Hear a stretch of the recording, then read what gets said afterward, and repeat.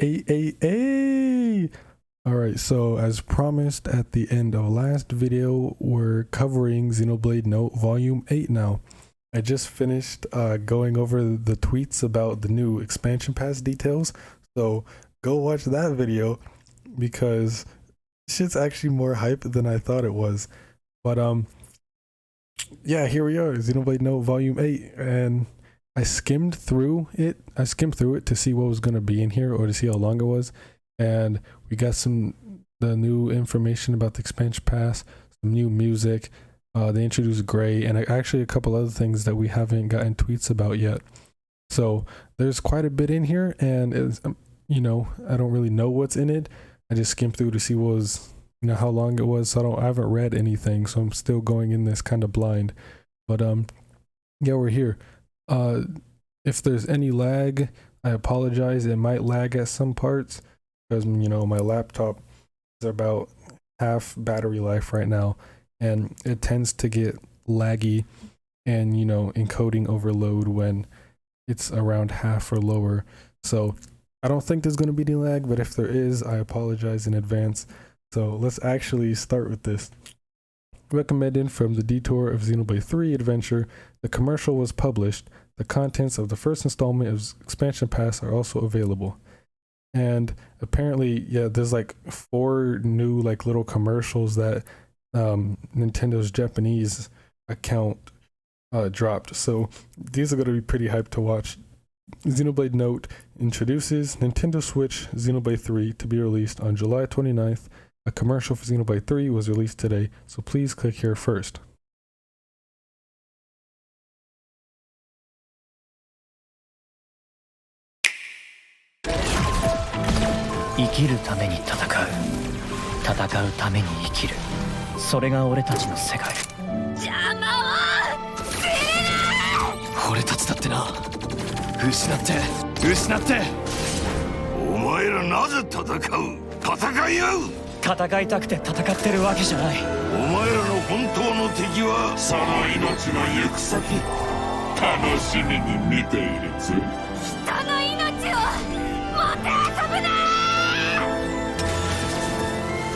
Xenoblade 3. Oh my god, I wish I getting hype off of this little 43-second trailer. What the hell, bro? I love this game too much. Yeah, but there's 4 of these. Okay, we're gonna watch every single one of them.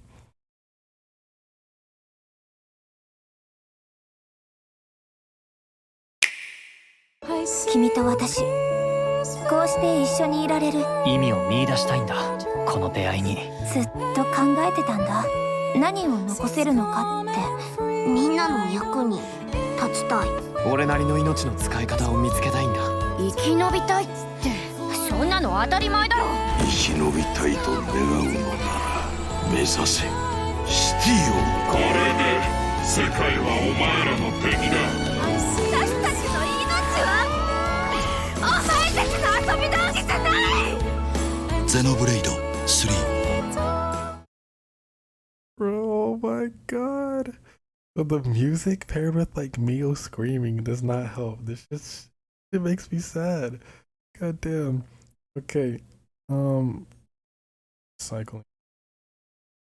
Bro, these commercials. I'm gonna upload these little commercials separately on my channel so I can watch to y'all heart's content. Cause y'all know I will.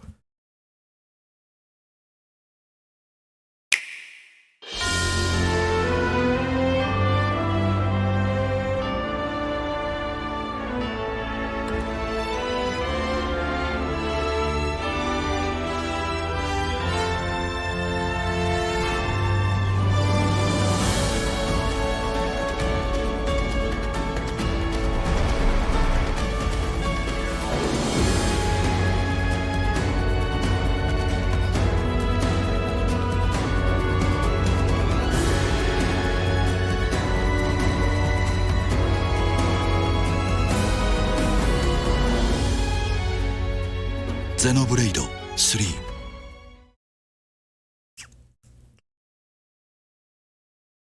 That X? Oh, okay. But I love these. These are incredible.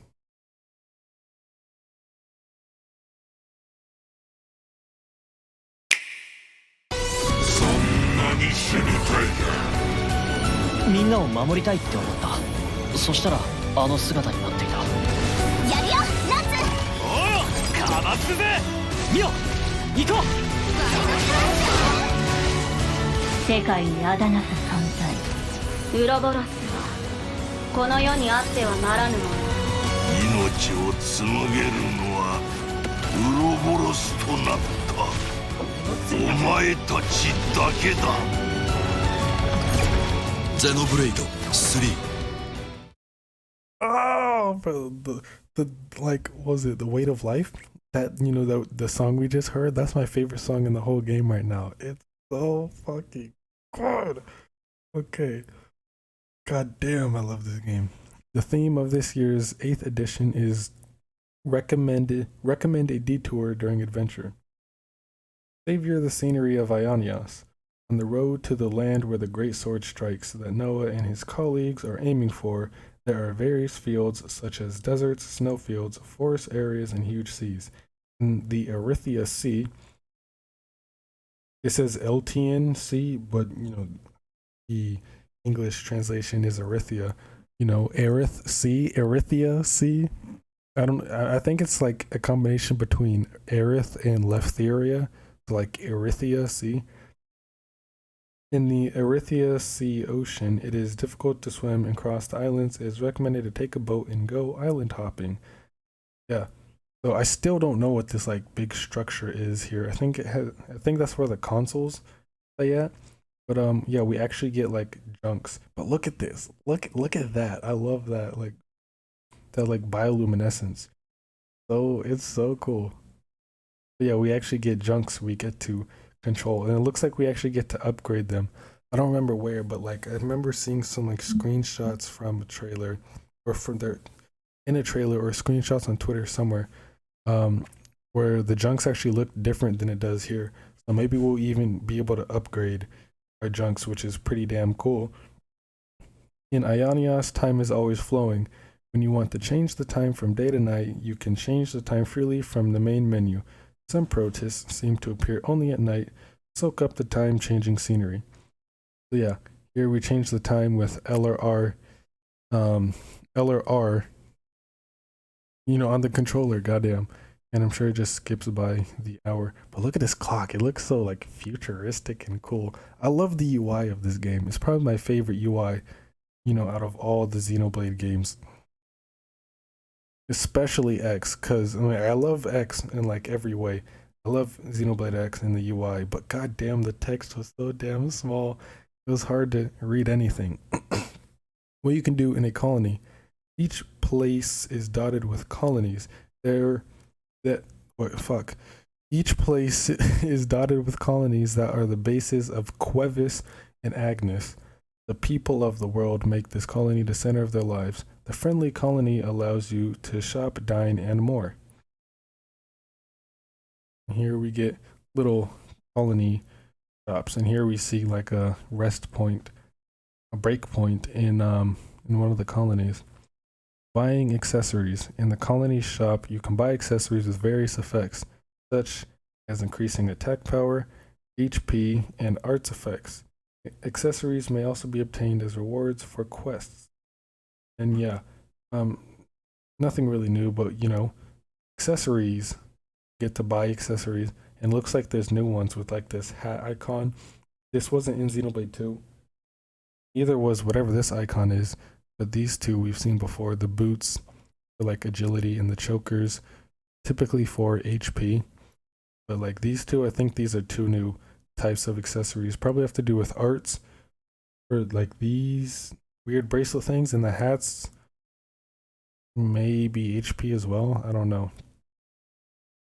Or those bracelets could be attack, and then the hats are arts. I don't know. But you know, they're there. Collectopedia cards. Yes, these are something new that were shown off in some previews. I haven't seen any previews, so I don't really know how they work. But in a colony, you may be asked by the inhabitants to look for items. These requests are managed by a card called a Collectopedia card, and you can get paid anywhere you register. Items may be gathered naturally in the field search, so let's check them once in a while. So essentially, like you have this Collectopedia card, and like if you go around a colony, you can, you know, a bunch of people request stuff. So you have all these people on the card. So it's like a bunch, like a list full of people and all the stuff they want. So say if you're like out and about, you know, collecting items in the world of Ionios, you know, when you're out collecting items and you get all, so it's basically like the Collectopedia in, you know, Xenoblade DE, but it like actively updates. Instead of you having to go into the Collectopedia and like, you know, manually fill in each slot, it actively and like passively does that automatically. So, you know, as you get certain materials or collectibles that the people want, at least I think that's how it works. That's how, you know, it should work. Like it passively and actively automatically fills, and you can get like a little notification or something when one of them's complete. That would be really cool. But yeah, I kind of like the addition of the Collectopedia card. It's a lot more, I wouldn't say organized, but more it's more convenient to use than like manually having to go in and fill out the Collectopedia. And here we get Affinity Chart, which is called Kizunagram. Okay, in Kizunagram, you can check the conflicts between colonies and the relationships between the people living there. You can also find a brief profile of the resident, so check it from time to time. I forgot to put the screenshot. But yeah, Collectopedia card. And here we see, I think this is a side quest for the turquoise. The yellow is a hero quest, and then the red is a main quest. The star, I have no clue what that is, but I'm sure someone who, you know, who's seen the preview can tell me what that is in the comments. Or actually, no, don't tell me, because I want to find out on my own in 2 weeks when this game finally comes out. I'm going to like go through all the menus, figure out what everything does. This shit's going to be incredible. And then here we get a screenshot of the Affinity Chart. And I like how everything's colored with like the green, yellow, pink. So it's like really vibrant. I really like the vibrance and like colors in this game. Okay, see what I mean? If I had just been patient and kept reading, I would have figured out what the star means. The star mark that appears next to the character's name on the field indicates that you have not spoken to him yet, or that you can hear a new conversation. If you talk to your first partner, the conflict with colony will deepen, so it is recommended to talk to them actively. Okay, so a star just means anyone you haven't talked to yet, and you know, that isn't registered in the Affinity Chart. That, or they have new dialogue. So, you know, like the old games. Gather information and complete quests. In various places, you may see yellow marks in various places. Okay. The valuable information lurks near the yellow marks, so if you find it, try to get closer. Okay, so the yellow is side quest. So then the turquoise exclamation points are those. Wait, I'm so confused, but you know, we actually have a clip here, so.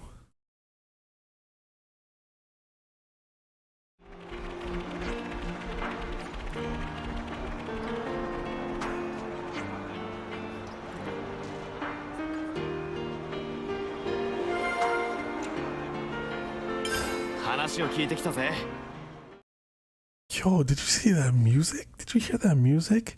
Well, that was like really relaxing colony music. Holy shit.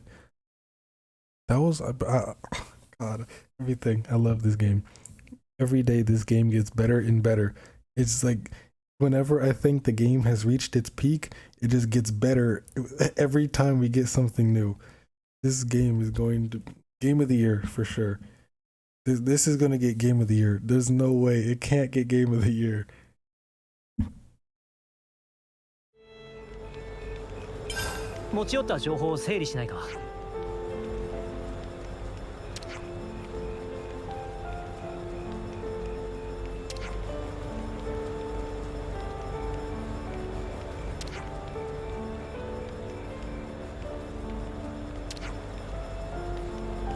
Look at Mio. Oh.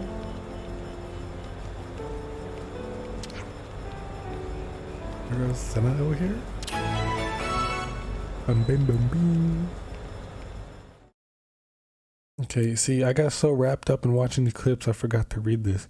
Once the information is gathered, you will be able to consult based on the information gathered with your friends at a rest point. Sometimes it can develop into a quest. Okay. So, okay, yeah, so sometimes we can get quests just by walking around and talking to people. Like the information just piles up and eventually becomes its own quest. In certain quests, you can follow traces and track them. You look closely at the ground and follow it, you will discover something. Yeah, and I actually uploaded this clip, but like nobody watched it. But yeah, we can follow footsteps. But the music in this clip is, just listen to it.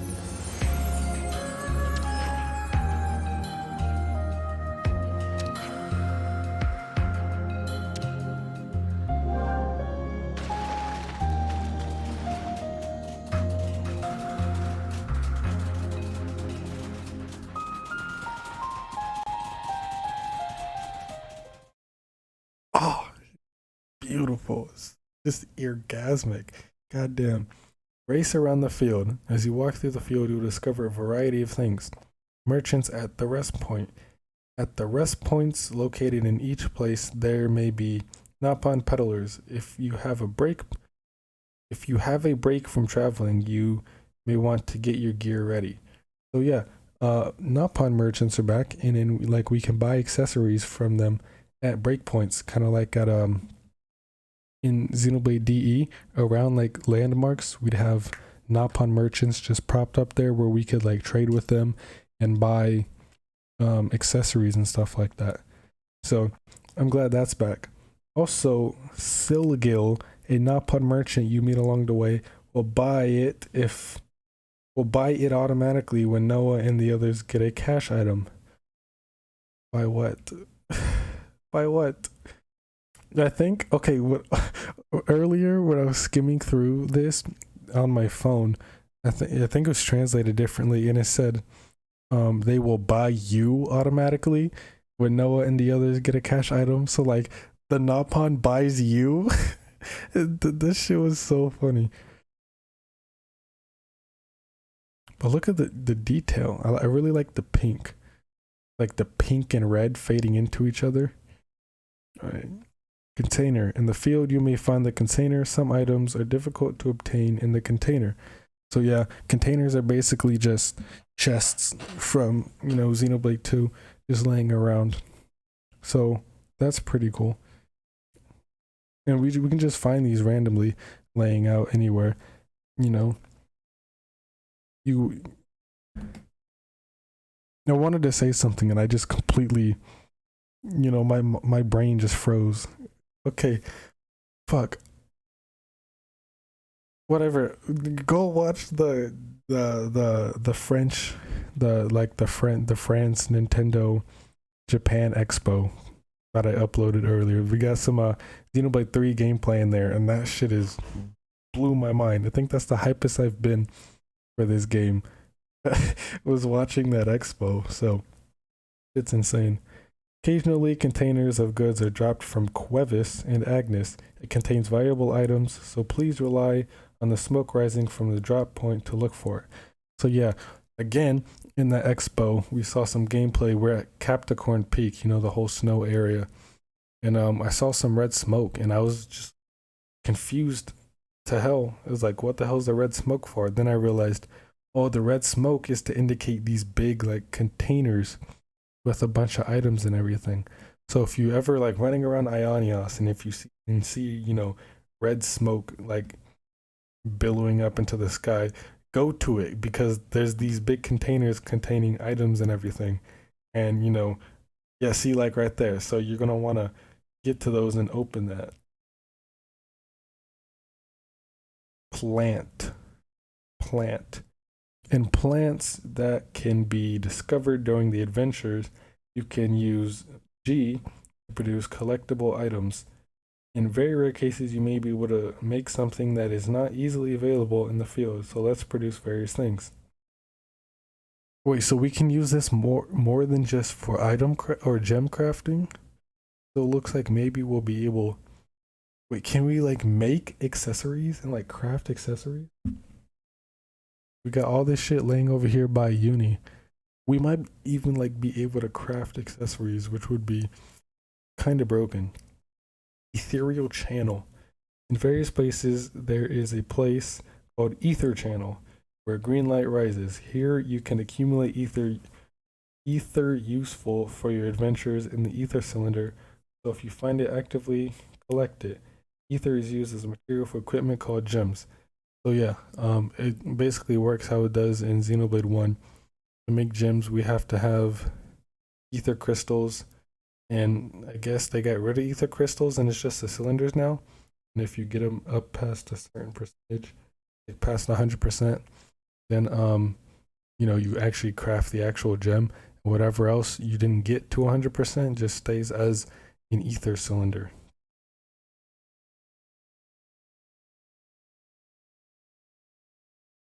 Okay, and that makes sense now. So I remember way back in one of the earlier trailers, I saw like this like hurricane symbols. Like, what the hell is that?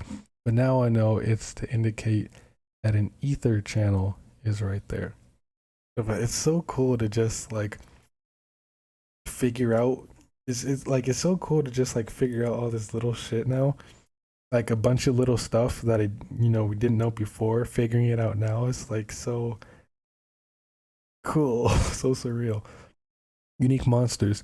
On rare occasions, you may encounter a strong enemy, unique monster, with two names. When you're not likely to win, it is important to run away desperately in order to survive. Yeah, so Monopon is advocating that running away is a valid tactic, okay? The immovable Gonzalez always sleeps, will attack in anger when woken up, so it seems better not to irritate him too much. Yeah. And then we get, screenshot of Gonzalez. And level 88, goddamn. And Rotbart is like 91. No. He's okay. Well, in Xenoblade 2, Rotbart was 81, and then Gonzalez was 90. So is Rotbart like 79 now? They just scale him down 2 levels?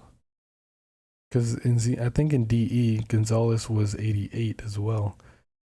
I don't know. Regardless, I'm gonna have fun fighting them. Grand depths of the 1,000 corners, not comers. God damn. Grand depths of the 1,000 corners. Suddenly rush forward. Be careful. Okay, so I'm pretty decently far away from my screen, so the R and the N together kind of like look like it fused into an M, so it looks like an M right there, COMERS. So I thought it said like comers. Corners, that says corners. All right, not comers. Yeah, this guy's huge. I love the design though, with like the huge antlers with the spikes on them. What level is he? 95. Yeah, I think the highest level unique monster we've seen so far is level 100. I know that's not gonna be the cap or like the highest, because there's always been an enemy way higher than level 100 in like every Xeno game except for what's it called, Torna. The highest leveled enemy or unique monster in Torna was Hurricane Anise at level 100, but that's also Torna. It's just like a little side game, so it makes sense. With Xenoblade 1, I think the highest leveled enemy is what, level 100, 120, and that's like Hurricane Abyssy, some like that. Blizzard Abyssy, I think. Xenoblade 2, Tyranitan Kurodil at 130. And then in Xenoblade X, Telethia Endbringer at 99. But also the max level in Xenoblade X is 60, so they can't scale the enemies too high.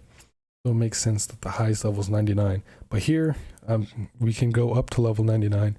So the highest level unique monster may be like 130, maybe 140. That may be pushing it, but struggle for power. On the field, you may encounter enemies fighting each other. if you decide which side to side, that was okay.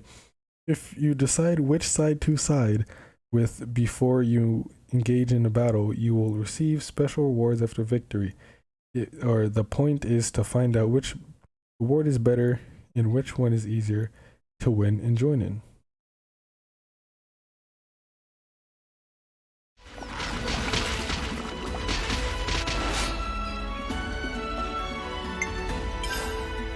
Mina, 行くぞ。いつも通り行こうぜ。なるね。こっちに来やがれ。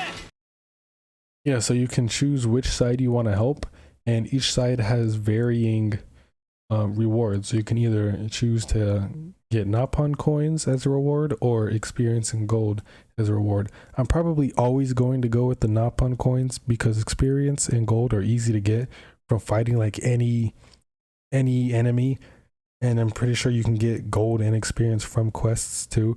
So Noton Coins are naturally going to be harder to come by. So I'd probably always just side with Noton Coins. And speaking of Nopong coins, Nopong coin is a special coin that can be exchanged for items at a dedicated exchange.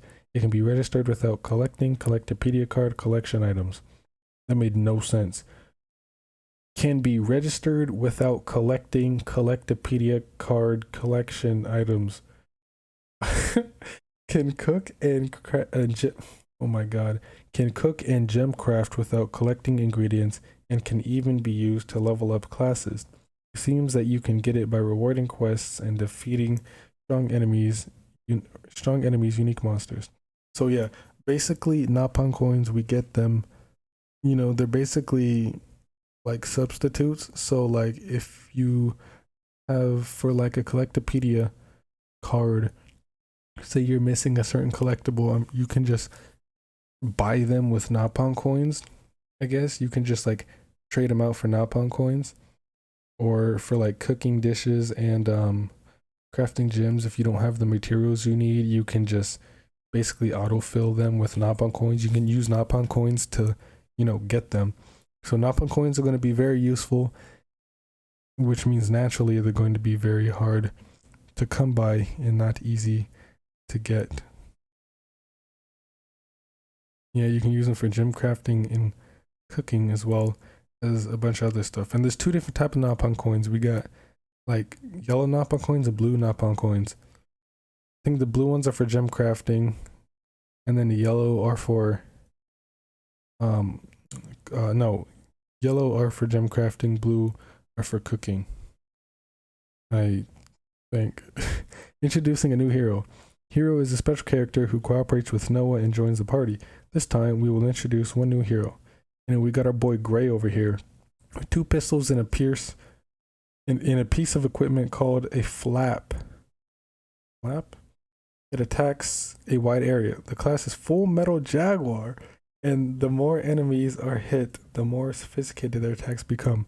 Yeah, so confirmed, Full Metal Jaguar from Xenoblade X is back. All right, we finally get a dual gunner in Xenoblade that, you know, Minoth doesn't count because those weren't like actual guns. We get like an actual gun user in, you know, Xenoblade 3. We haven't had dual guns or like guns in general since Xenoblade X. So, you know, Xenoblade 3 truly is looking like a prequel to X. And bruh, I swear, if Gray has like Sliding Slinger or Ghost Walker, that's gonna be the end of me. All right, that's gonna be the end of me. This man is literally Elma, because Elma is an anagram of male, Lema, M-A-L-E, or E-L-M-A, Elma, M-A-L-E. Like, it's confirmed. Gray is a male Elma. Gray is the male counterpart to Elma. All right. Look at him. He looks so badass. And a lot of people are saying that he looks like Zeke. I don't really see it, but actually, the more that I look at him, I can actually kind of see it. He kind of does look like Zeke a little bit. And this is like, it's like Zeke, but like after Pandora died and he, you know, he's all sad and depressed, so he went like incognito. but that wouldn't really make sense because he looks like he's from Kevis. But I also proposed earlier that he could be like a Kevis outcast, because like he's wearing black, but I don't know, he just seems like a Kevis outcast since he's like all mysterious and like covered up and just laying low below the radar. Gray suddenly attacks Noah. He looks a little old and his right eye is covered with an eye patch.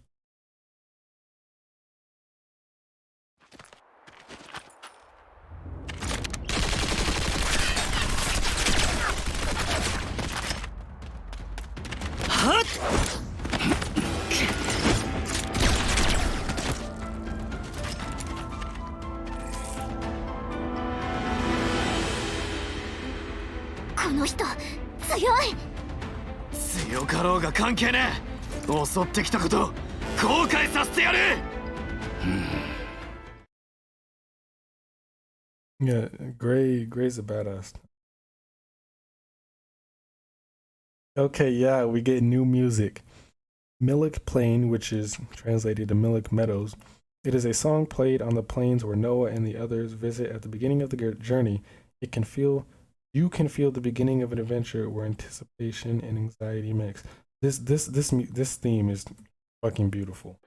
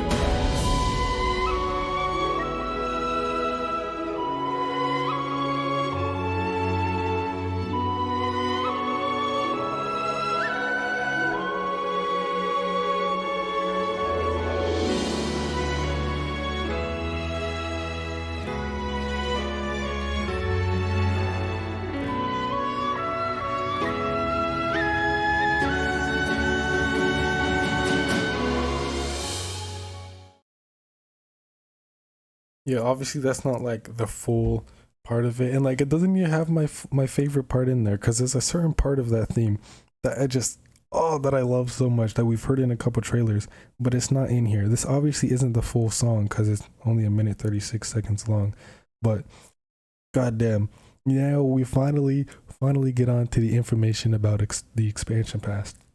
We will introduce the additional content, Xenoblade 3 expansion pass, that further expands the world of Xenoblade 3. And screenshot, this art is still incredible. And if you look, like the way the swords aren't coincidences. Like which side the swords are on aren't coincidences. And for the Xenoblade 10th anniversary, this art, was drawn for the Xenoblade 10th anniversary. And look at where the swords are placed. We got the Monado Rex on the left where Shulk is at, and then Pyra's sword on the right where Rex is at, and in the middle we got Noah's sword where Elma is at. And if you look, the handle right here on Noah's sword kind of looks like the world tree with like the Zohar up here at the top with this bright part right here. Oh, like the amount of parallels and like similarities like in this series is insane. Like Monolith doesn't do coincidences. Takahashi, all right, Takahashi Brown does not do coincidences. You know what? before we continue with that, I've always wondered, is the plural of coincidence, would it be coincidences or is it like coincidi? Like the plural of coincidence is coincidi, like cacti. That shit's weird. And also, the actual like real correct plural for octopus is not octopi, it's actually octopodes. Yeah, I know that sounds weird, but you know, English language is fucked. But yeah, this Takahashi does not do coincidences. Everything he does is intentional. He be making like 6D chess moves, all right? He's always like 40 steps ahead. Like absolute universe brain out here. Takahashi Brown truly is like different. All right. And here we get on to the actual like real stuff about the expansion pass. The first content to be delivered on Friday, July 29th is the items useful for adventure and color changing fashion equipment. So yeah, we get new helpful like beginner items standard for, you know, DLC. And then we get alternate costumes, like alternate colored costumes, fashion gear for each character. And holy shit, do these look incredible. All right, these look so good. Fashion equipment for the 6 main characters. No, and the other 6 are color changing fashion equipment. You can change your equipment for the main menu at any time during your adventure. So we got our boy Noah out here looking dapper. All right, his outfit's kind of basic. The colors, I don't really like how the colors match with each other. They don't really fit too well, and it feels like his outfit's kind of muted a little bit, except for like the dirty yellow. But I mean, it doesn't look bad at all. It's just, I'm just saying it could be better. But then we got Lance out here with the yellow. Oh, that shit looks nice with the yellow accents over the gray. Okay, what the hell? But and then Uni with the red tracksuit. All right, holy shit!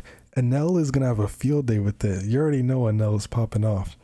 Like, I like a Uni. All right, as much as I shit on her in favor of Mio, I still like a Uni. I like the whole cast. Even though I do like the Kevis characters or Agnes characters, especially Mio, you know, more than the others, I still love every character. This is probably my favorite party that we've had in Xenoblade. Like of all, from like Xenoblade 1, 2, X, and now 3, Xenoblade 3's party is probably my favorite. But as much as I shit on her, I still like a Uni a lot. And this red tracksuit just looks so good on her.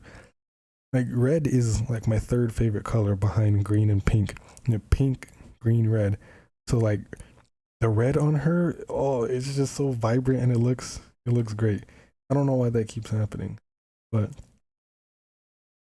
Mio, look, okay, what the hell is happening? But look at Mio's fit. Look at Mio's fit. She's got like the dark, like the deep purple, like black and red, maroon all going on. With the tights at least look kind of like a dark red. She's got like the whole black and deep purple going on. Oh, it looks so good.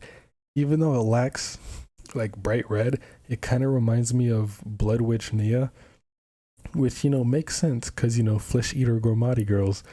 But god damn, I love this outfit for Mio. Like I actually think I like her original outfit more, like the all white. That looks a lot better on her than I think the darker colors do. I think the lighter colors look better on her than the darker colors do. So I don't know. We're just gonna have to wait to see in game which one I like more. But I'm probably gonna deck everyone out in their alternate costumes, maybe except for Mio. I don't know. I like the original better, but this is still really fucking dope.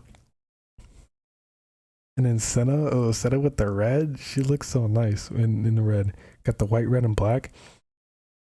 Oh, they just replaced like the blue and the black with red. This looks so good. Now imagine if they changed her hair to red to match, you know, to match her outfit. That'd be just like Bridget in Xenoblade 2 with the crimson orchid Bridget for the Ox Core. You can change Bridget color scheme and like changes her hair and all the fire to red. That would be really cool. And then wait for it, right here, the last one, bruh. Y'all don't even know. Look at my boy Tyon out here. This shit looks so fucking clean. God damn. He's got the black on turquoise. My guy is stepping out, alright? This nigga will steal your girl so quick. Look at him. He's so badass without even trying. Monolith knows what they're doing, alright? They're going all out on Tyon. They really want me to like Tyon, and it's working. Tyon is like my favorite male party member in all of Xeno. I mean, I haven't finished Xenosaga or even played Gears, but from all the characters I do know, Tyon's my favorite. Definitely. Also, you know, obviously besides Jin, but like other than Jin, Tyon is up there. Look at him, he's so badass. I love Tyon. Everything about him is just badass. The way he talks, the way he acts. He's a tactician, which already badass because, you know, I kind of main Robin in Smash. Zelda and Robin are my two mains. So like Robin's a tactician, Tyon's a tactician. It's just, you know, natural that I'll like Tyon. But damn, this game is incredible. And this is what was fucking everybody up. This is where everyone started freaking out. The second series of content scheduled to be released in the winter of 2022 is new heroes and quests, challenge battle with strong enemies, and newly designed fashion equipment. Please look forward to this as well. You better goddamn believe I am. So we get new quests, a new hero with their own quest, new equipment like fashion gear, and a new unique monster. Which I'm guessing we're getting like a new area too, because what the hell is this? This kind of looks like a little coliseum. Maybe that's where we're going to be fighting all the new unique monsters that we get for the DLC. I really hope we get like a Land of Challenge type thing. I don't think we are, but it'd be cool if we did get it like in Xenoblade 2. I just spent so much time in there. But new hero. Okay, this is not Poppy. All right, everyone thinks this is Poppy. This is not Poppy. All right, this ain't no Poppy Cutie Pie Ultra type shit. All right, it's not a new Poppy form. It's not Poppy at all. If Poppy did return, she probably is in base game, and you know they're saving that for when the game releases, as to not spoil us on that. So Poppy may show up like later in the game during some important story beat, or she'll be in like the new story scenario that we're getting at the end of next year. So I still think that the like story scenario is going to be like a Torna type thing where it tells what happened during the events between 1, 2, and 3, because you know there's a large gap between time from when 1 and 2 happened and 3. So we're going to get like a Torna type game. It's going to happen in between then. And it's going to have like the Xenoblade 1 party with the Xenoblade 2 party all in this one giant party in that Torna type game. And we'll have everyone together. Like everyone is here like Smash Ultimate. Oh, it's going to be so great. But yeah, this is a new hero and it is not Poppy. Okay. But yeah, that's the end. That's it for Xenoblade Note Volume 8. This shit was great. So I don't know. Maybe, I don't know if we'll get up to 10, like Xenoblade Note Volume 10. I don't know if we're going to get a 9 and a 10, considering the game is literally 2 weeks away. All right. Literally what? Starting today. Well, y'all will be seeing this on Friday. But like as of recording, tomorrow, 2 weeks from tomorrow, the game drops. So I don't know if we're getting a 9 and a 10, but here's to hoping we do, because I need more Xeno content. But yeah, that's really about it for this video. And then I'm going to upload these 4 commercials separately after this. So yeah, I got hella Xenoblade 3 content out or coming. So as always, thanks for watching. Have a damn good day. Be safe. Be well and play some goddamn Xenoblade.